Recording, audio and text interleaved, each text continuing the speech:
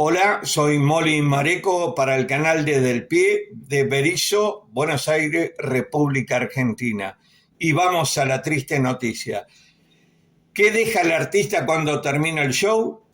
El Indio Solari deja letras que se convirtieron en bandera para generaciones enteras. Deja una forma distinta de entender el rock.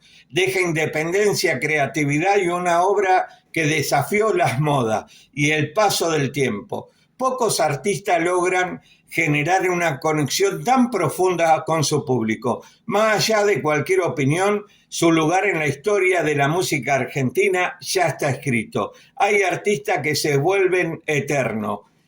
El arte queda, la música sigue. Un cariño grande para todos los fans. Molly Mareco para el canal Desde el Pie, Berisso, Buenos Aires, República Argentina.